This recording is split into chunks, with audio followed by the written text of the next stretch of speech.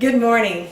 This is Kathy Wilmot, and I know as a senator you're very busy and this is a busy time of your session, but I have a very important bill I'd like to speak to you about for just a few moments. That is LB 1058. This bill has been prioritized by Senator Halloran, and it is known shortly as the Faithful Delegate Bill. But I'm here to let you know that this bill is very dangerous and deceptive. It gives the illusion to the state legislature and to others that the delegate to an Article 5 constitutional convention could actually be controlled in all of their actions and in all of their votes, and that simply is not true. In addition, it gives the illusion that if a delegate should knowingly violate some order given to it by the state legislature, that individual could be charged with a felony. I would like to show you some of the research that I've found that proves that this is not true. There are restrictions in this bill, but however they have no bearing on delegates.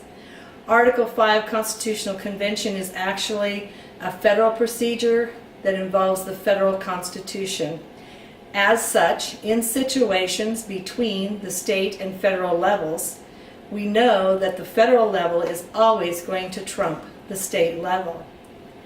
In reviewing several Congressional Research Services reports that were written by Thomas Neal on the matter of an Article 5 Constitutional Convention, he finds that Congress is responsible for, quote, determining the number and selection process for delegates, and also for setting internal convention procedures, including how many delegates are allotted per state. There's also a discussion that the delegates of states and the votes of those delegates would be based upon the population of the state, or perhaps upon a formula such as the Electoral College formula. That would leave a small state like Nebraska in quite a condition, voting against all of the delegates from, let's say, California. Also, a 2016 CRS report discusses a 1957 study that was completed for the House Judiciary Committee by Cyril Brickfield. He found, quote, for the particular business of amending and revising our Constitution, the Convention is possessed of sovereign powers and is supreme to all other governmental branches or agencies.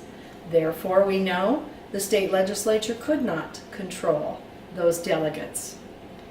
It is important to note that at the convention of 1787, the delegates voted to keep their proceedings and votes secret. That could happen again today. Delegates who attend a convention set the rules of the convention, and if that were the case, again, the state legislature would not know what was happening with our delegates. Then there is which amendments, how many amendments? That's an interesting factor too. Convention of States has recently listed 13 amendments they would like to see in their pocket guide that they distribute. Greg Abbott of Texas refers to 9 amendments he would like to see. And then there's Michael Ferris. He has an amendment that he'd like to see our judiciary system more like the European Union's system, and he would like a Supreme Court justice appointed in each one of the 50 states. Can you imagine that? And then there's former Supreme Court Justice Justice Stevens. Justice Stevens recommends 6 amendments in a book that he has written, and the thing that concerns me a lot about his amendment is the words that he would like to insert into our Second Amendment. Just 5 small words, but it totally turns the Second Amendment on its head.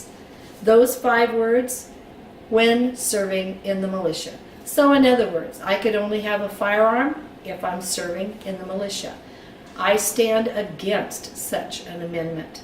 And that explains why this whole Article 5 convention process is just too risky. We can't control the delegates. We don't know what would come out of it.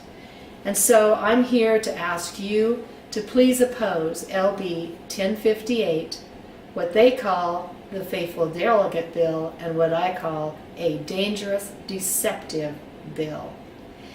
I would be glad to share with you any of the research that I've completed over the many years. And if you would like to contact me, I would also welcome an opportunity to discuss this further with you.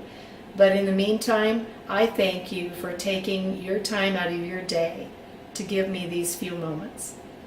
Thank you very much and enjoy your day.